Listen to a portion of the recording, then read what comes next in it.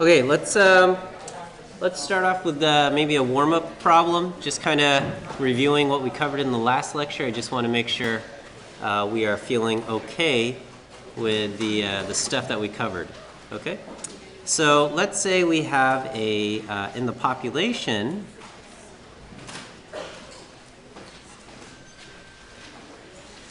We will say it is known that, I don't know, 32% of people own a dog. Okay, and I'm just making this up. All right, so we're going to say 32% of people own a dog. All right, and so we will say we select a random sample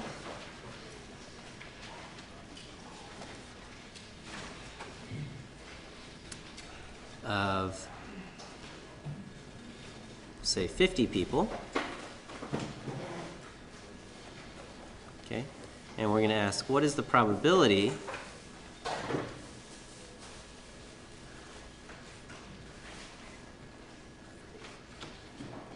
that our random sample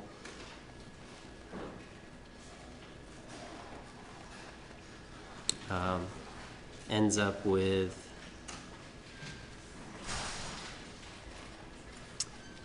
40% dog owners or more.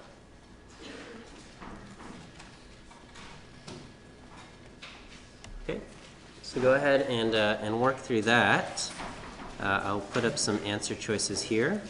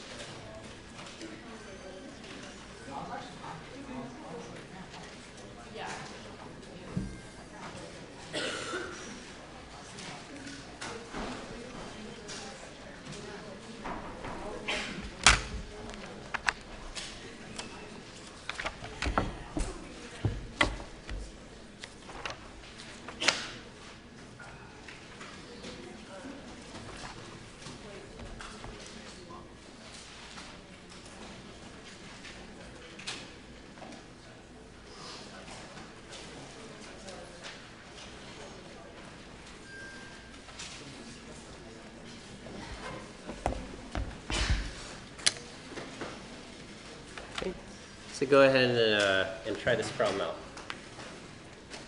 Okay, so keep in mind you'll want to figure out your mu, your standard deviation. Draw a picture.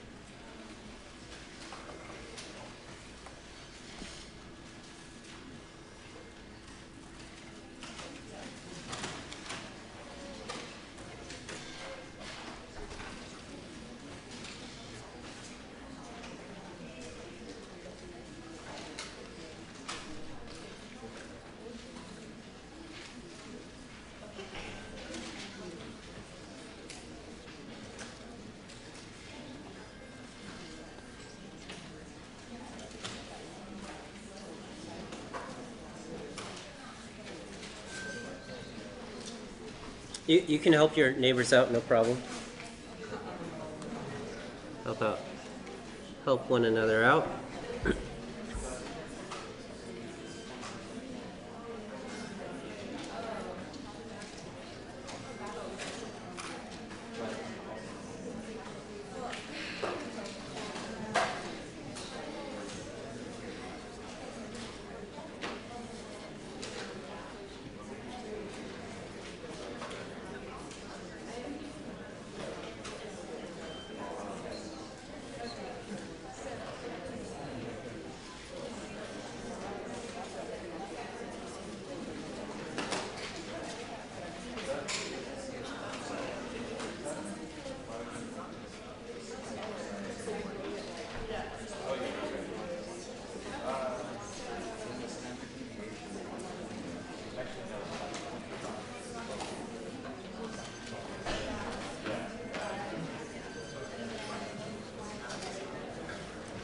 Okay, we'll just say just a little bit longer, maybe another 30 seconds here. A lot of you guys have done well.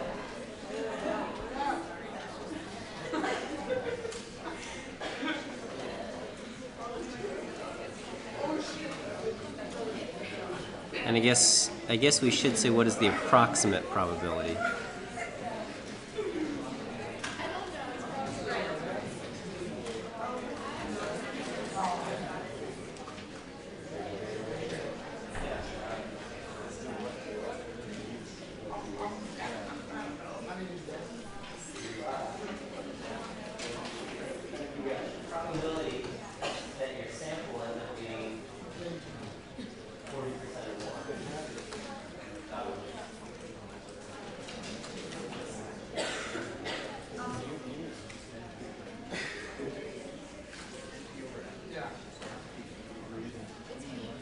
Okay, we'll go ahead and hit stop here. All right, let's take a look. So it says in the population, it's known that 32% of people own a dog. Okay, and so that means whenever we take a random sample out of the population, we're expecting 32% of people to be dog owners. Okay. So, random samples, we're expecting about this much. And so we're going to get a sampling distribution centered at 0.32. Okay? And the question is asking, what's the probability that our sample ends up 40% or more? Okay, so we want to know, what's the probability that we end up out here? Okay? Well, the shape of this distribution, this sampling distribution, which is basically the distribution of the different possible p hats we can get, this is going to follow a normal distribution. The normal distribution has a mean of p and a standard deviation of p times 1 minus p over n. Okay? So when we plug in our values, we're going to get 0.32 times 1 minus 0.32 divided by 50, and we take the square root of that. Let me do this over here. Oops.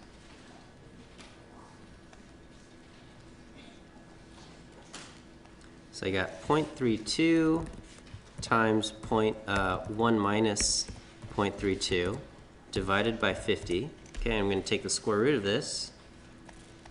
And I get 0.06596, okay, or 0.066, okay? This is my standard deviation. Okay? And so we want to know, well, what's the probability that we end up at 40% if every time I take a random sample of 50 people, I'm expecting something around 32%, but because of random sampling, I could end up getting more than 32% or something less than 32%. So I want to know what's the probability I get 40% or more. So I'm going to do 0.40 minus 0.32 divided by our standard deviation of 0.066.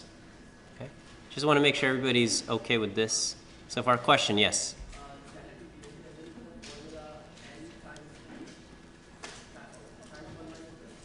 n times p times 1 minus p, that is the standard deviation for the binomial distribution.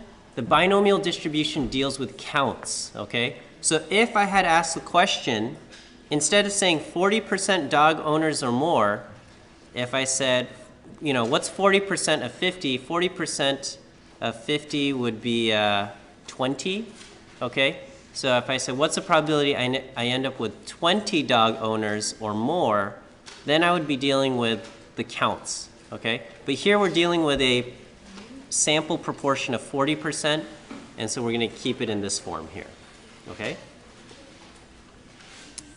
All right, and so when I do this, I get 0.08 divided by 0.066. I get 1.21. This is my z-score.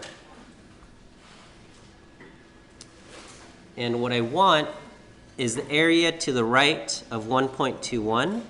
So I look up area to the right of z equal to 1.21, and that's going to be 1 minus 0.8869, and that's 0.1131.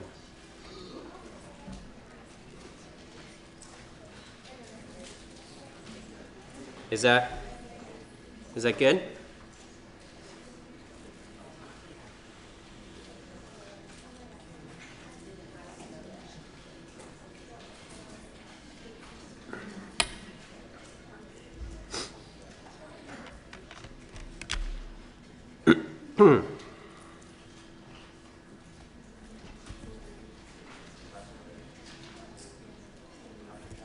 Yes.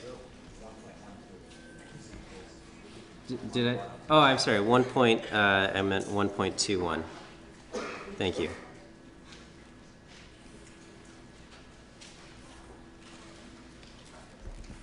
Oops. I want to save this as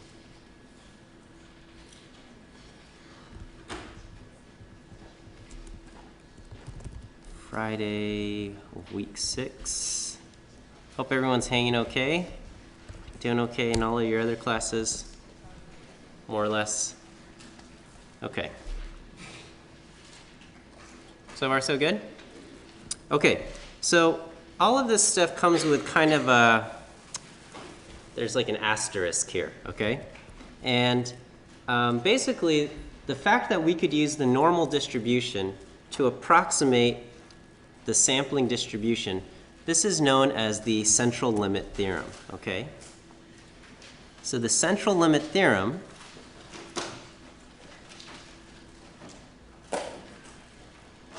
okay, is basically the mathematical principle that allows us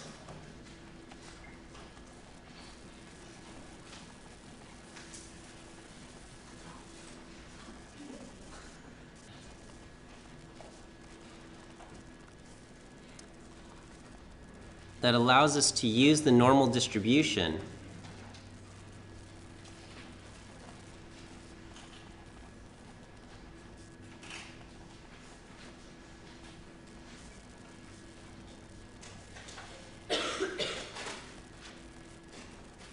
to approximate the sampling distribution of p hat.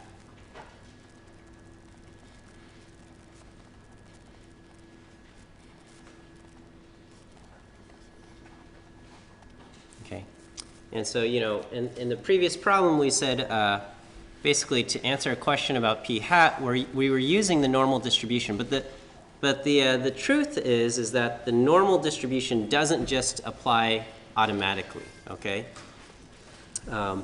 It works because of something called the central limit theorem, and the central limit theorem makes a few assumptions about how our sampling distribution is set up, okay? So there are a few key assumptions or conditions that must be true if we want to use the central limit theorem, or if we want to use the normal distribution to answer our questions. There are a few key assumptions, okay? So a few key assumptions or conditions.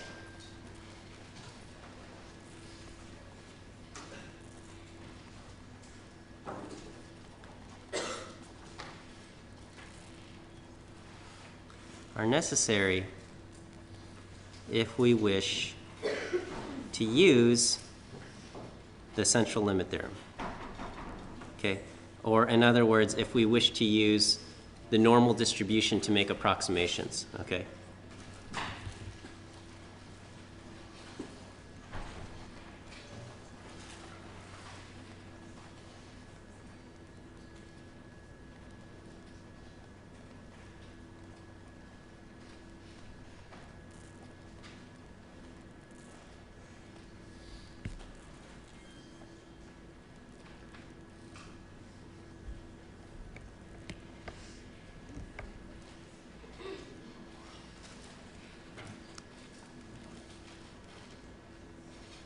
Okay, and I'm going to kind of list these off.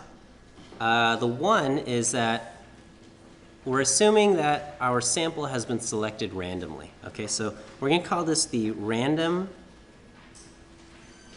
/ independent assumption or condition. Okay. This basically says our sample has been selected randomly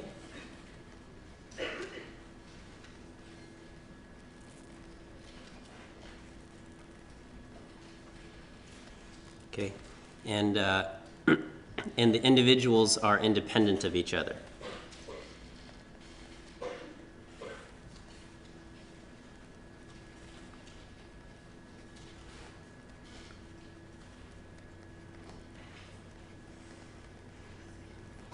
Okay, and this is very important, and also this is probably in real life the hardest one to actually pull off. Okay, to get a truly random sample is quite difficult. I think we've kind of touched upon that idea earlier in the course, but we just kind of have to make this assumption, because if you're not dealing with a random sample, then everything kind of falls apart, right? If we were to take a sample of UCLA students and hope that this represents the United States, we would be gravely mistaken, okay? And so, you know, trying to get a random sample of the U.S. is challenging and difficult, but, you know, anytime you see national polls about politics or whatever, and they say so-and-so has this unfavorability rating or whatever, that's based on some kind of, what they're trying to get is a random sample, okay? So, you know, unfavorability ratings across the country is one thing, and if you have something that is not a random sample, it's probably going to look very different, okay?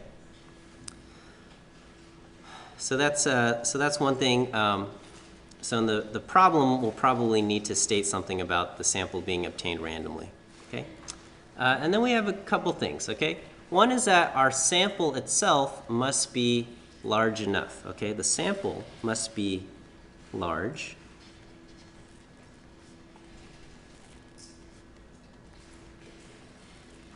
Okay, we might call this the large sample condition.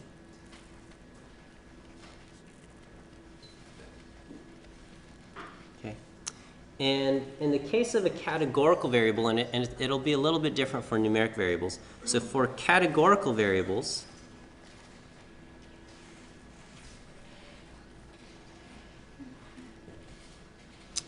the two things, n times p must be bigger than or equal to 10, and n times 1 minus p must also be bigger than or equal to 10, okay? If this doesn't work out, then your sample is not large enough, okay?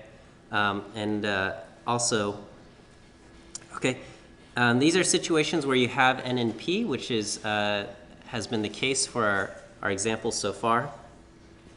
In other situations, the other option is you must observe at least 10 successes and at least 10 failures.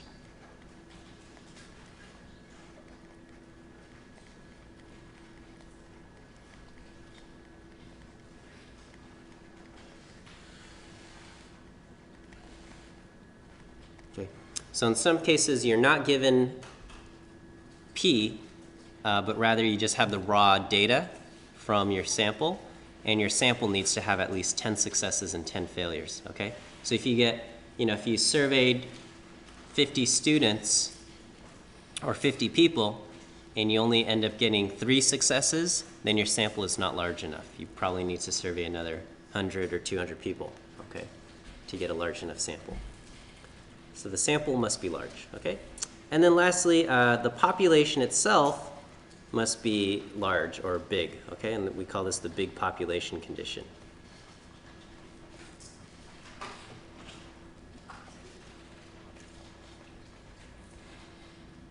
Okay. The population must be big, meaning that we do not want to sample, our sample cannot be over 10% of the population, okay? So the population must be at least 10 times bigger than the sample.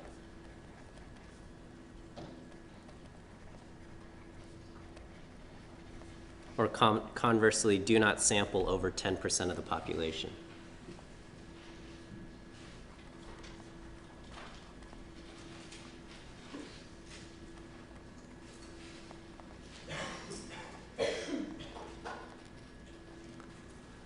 Sorry, I'm running out of space there. Okay, so students often get these mixed up because there's a bunch of tens involved and things like that. But one is the sample must be big, okay, and then the other is basically the population must be big in comparison to the sample.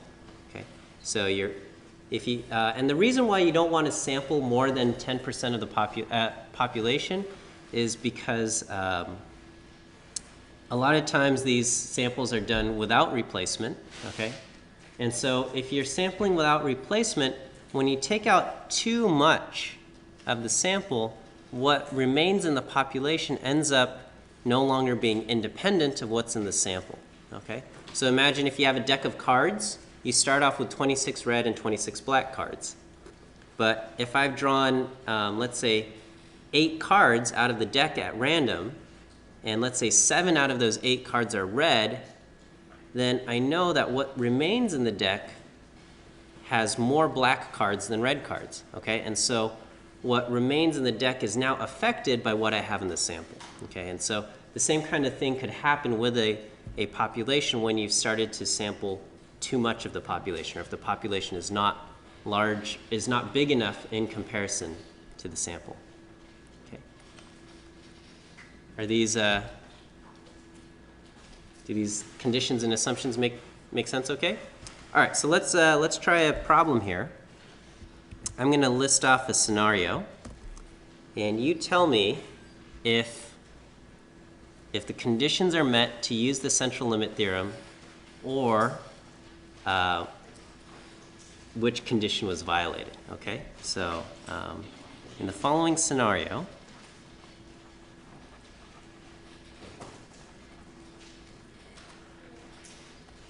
okay, decide if all conditions to use the central limit theorem are met, or which condition has been violated.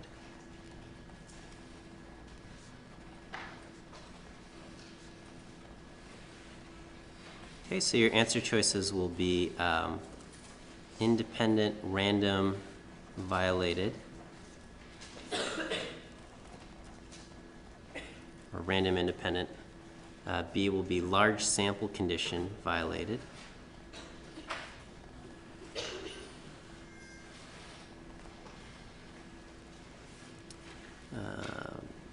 Big population, violated.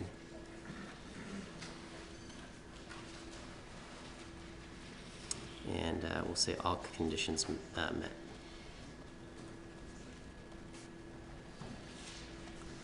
Okay, so here is your scenario. We will say we'll say the UCLA administration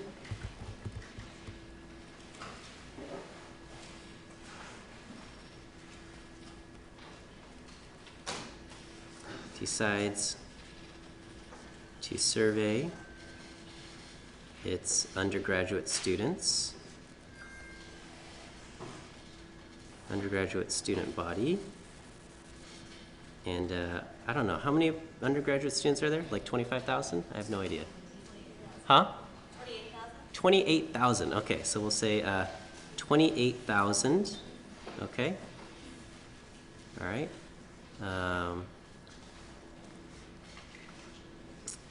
They send surveys to a random sample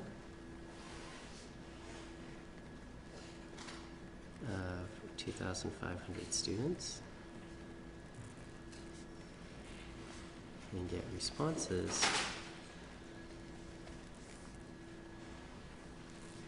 from 1,200 students. Okay. Of the respondents, we will say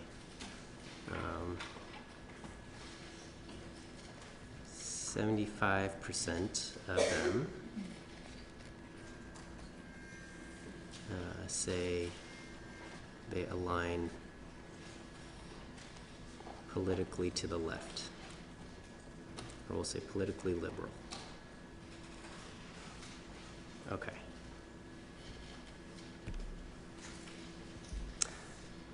Okay.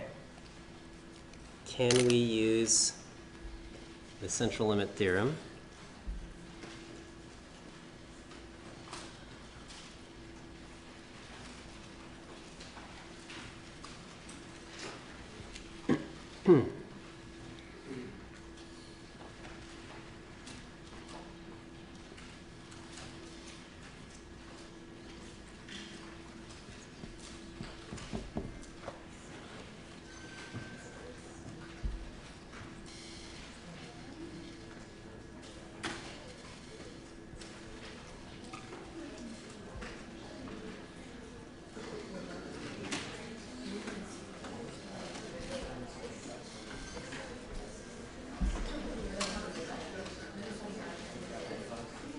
So you can discuss amongst your friends if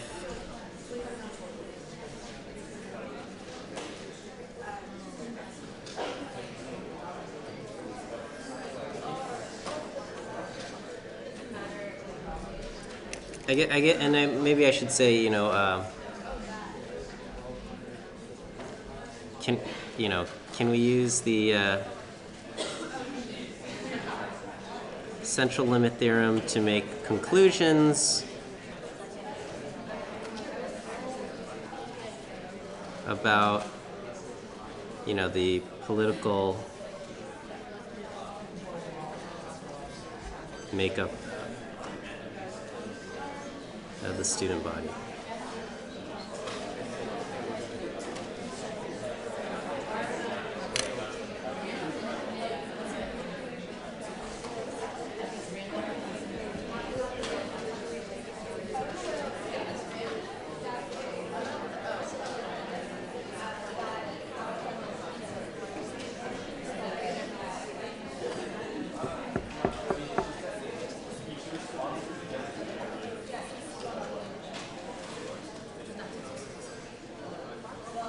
Yeah, discuss. What is, what's going on here, okay?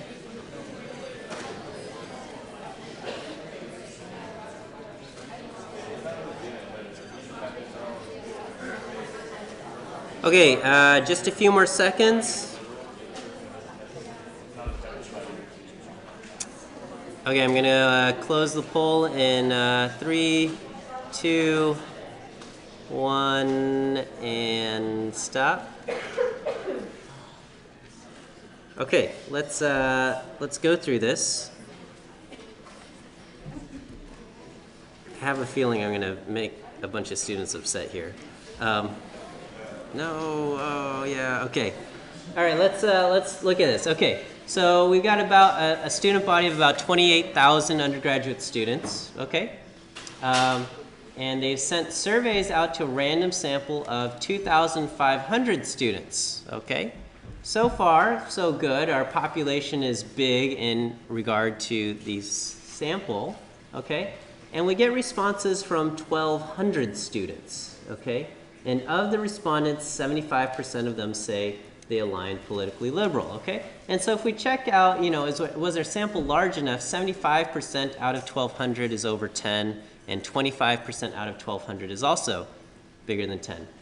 But even though they've selected 2,500 students at random, are the 1,200 students that responded, are those random? No, they are not, okay? Because when you send out surveys and it's like a voluntary response. You're not mandating that they respond. And we only got responses from 1,200 students. Those results are not random. Okay? And so the answer here is that the random and independent condition was violated. Okay? So we got responses. So from 1,200 students, these are non-random. Okay? This is known as the voluntary response bias. Okay, I don't know if you guys really care what it's called, but they are not random. Okay, people who respond to surveys are generally the ones who are more strongly opinionated. Okay, and so we don't know. Okay, maybe if there maybe there was an option that just said, I don't care about politics, okay? And if we forced everyone to respond, maybe we would get a lot of people who responded, I don't really care, okay?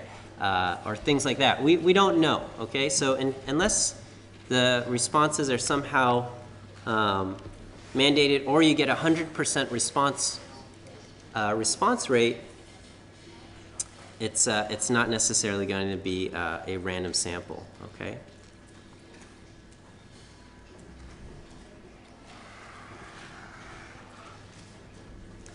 All right, let's try another one of these here.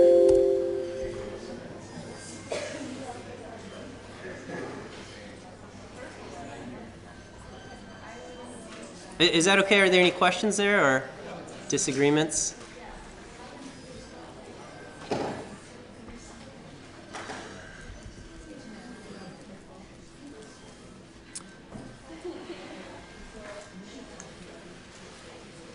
Okay, so we'll say a company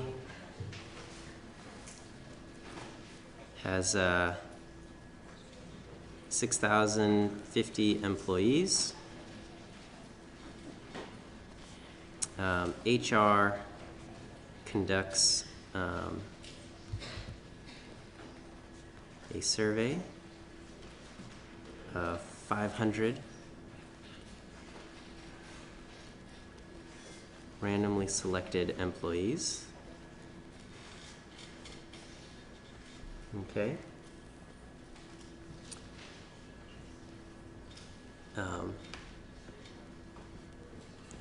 We'll say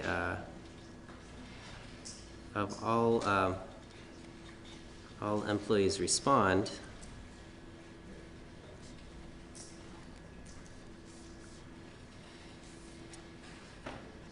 and HR finds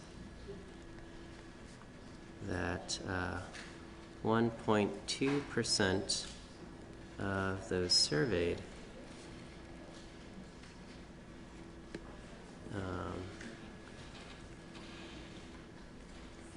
have been hospitalized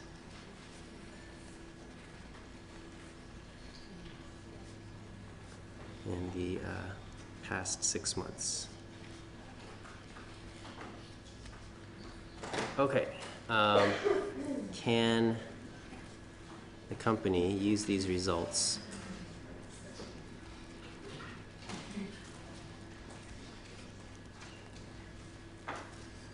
for analysis? We'll say can use the results in the central limit theorem. Okay. any conditions violated here?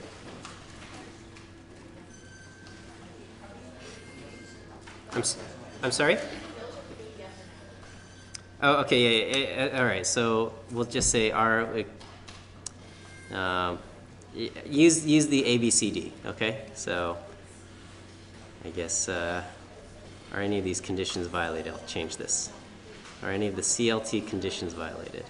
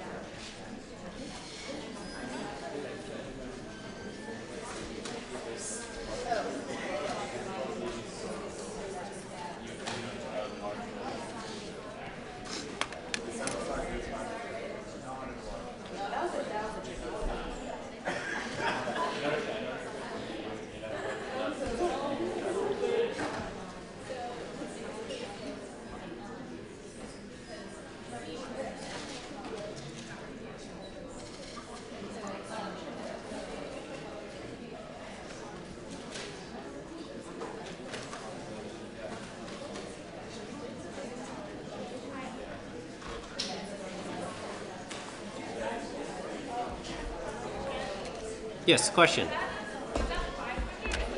Yeah, it says 500.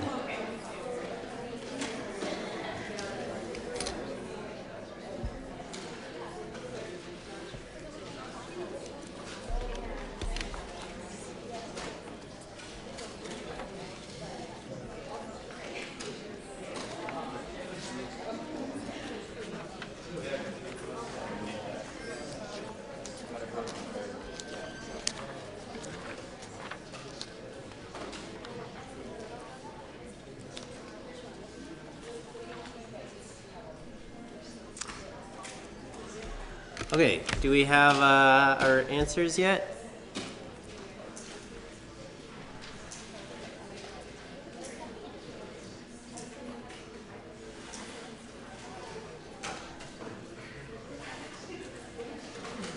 Okay. All right, I'm going to hit stop here. And okay, let's go through each of these conditions one by one. All right, so it says they've randomly selected their employees. With a company of 6,000 employees or so, that's certainly possible. HR is going to have a list of everyone on payroll, so it's easy to get a random sample. Okay, and it says all employees responded, so you don't have to worry about voluntary response bias. Okay, so independent random condition, that one's met. Okay, let's check the large sample condition. So here, our sample size is n is equal to 500, and the proportion, this is technically a p-hat, but it doesn't matter, 0.012. So let's check out what 500 times 0.012 is, and we get 6. Okay, so we only have 6 quote-unquote successes.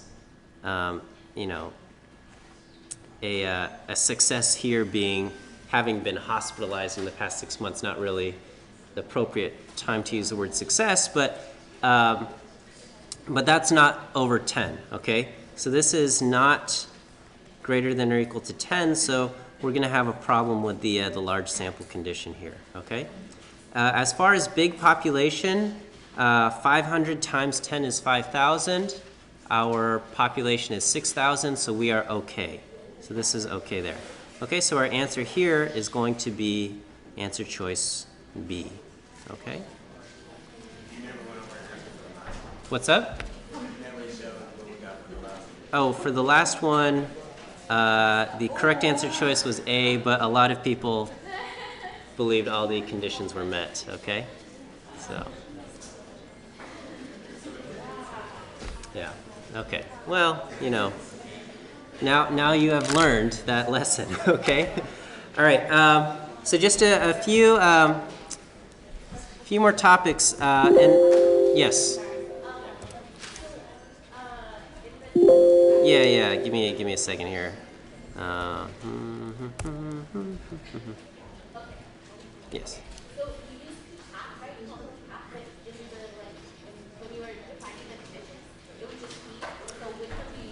Yeah, so if you have P, use P, okay? But in this situation, we only have the information from our sample, and P is not available to us. So in that case, we have to use P hat, okay? So if you have both, use P, okay? Use P, yeah. So if in situations where you have P, use P.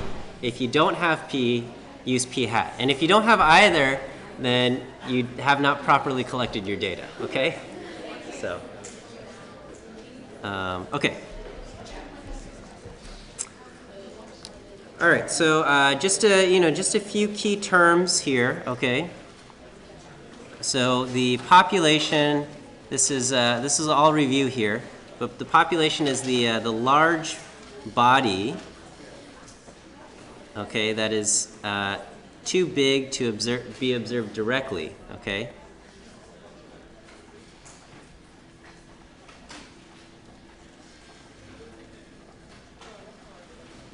Okay. However, this is the body of people or things that are relevant to our question, okay? This is, I guess I'll just say everyone relevant to the question.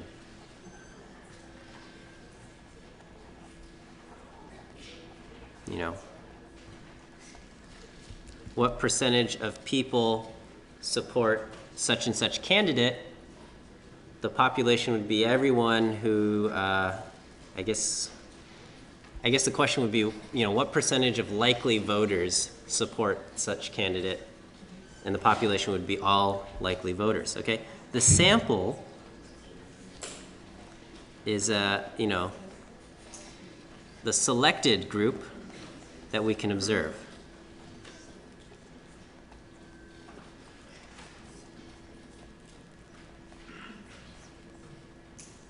Okay. A parameter is a property of the population. So generally it would be the proportion that exists in the population that does whatever, okay? So this is a property of the population that we wish to know.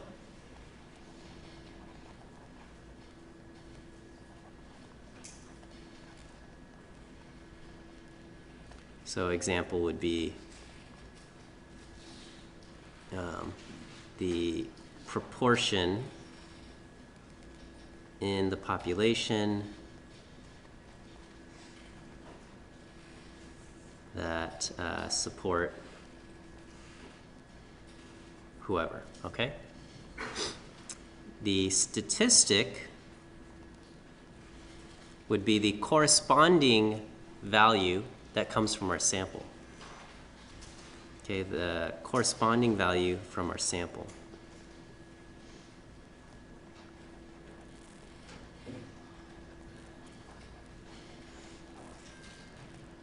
Okay, so in this example, it would be the proportion in our sample that support candidate whoever.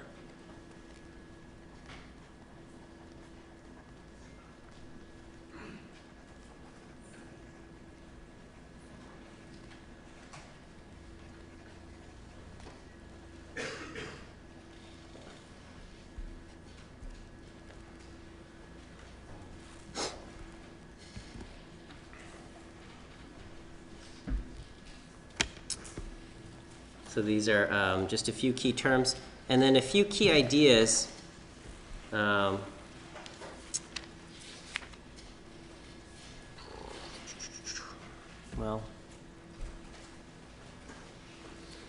I don't know. I think we've hit upon all of these, but I'll just list them here. Okay. So a few key ideas is that the statistics from sample to sample are going to be different, right? Every time you draw a sample, the statistic will be a little bit different, okay? So statistics from sample to sample change. Statistics from sample to sample will vary.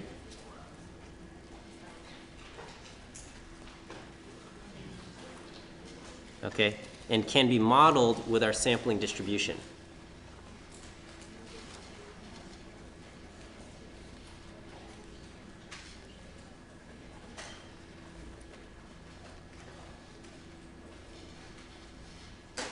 Okay, and then and this one might be a little bit surprising, is that the accuracy of our statistic depends only on the sample size and not the population size, okay? The accuracy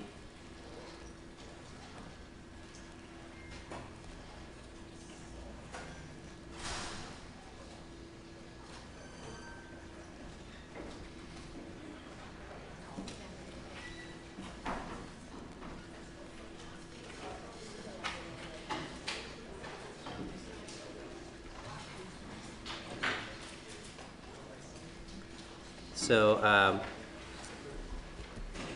whether you are talking about, if your population is UCLA undergraduate students, a random sample of 1,000 students from UCLA will provide just as accurate information as a random sample of 1,000 people would for the entire United States. It's only dependent on the size of the sample, not the population itself. Okay. This covers pretty much everything that the midterm, up to here. So the second midterm will cover up to this part in Chapter 7, okay? I'm going to finish up the rest of Chapter 7 next week, but that will not be on the midterm. And I'll make that clear again next week when we talk about that.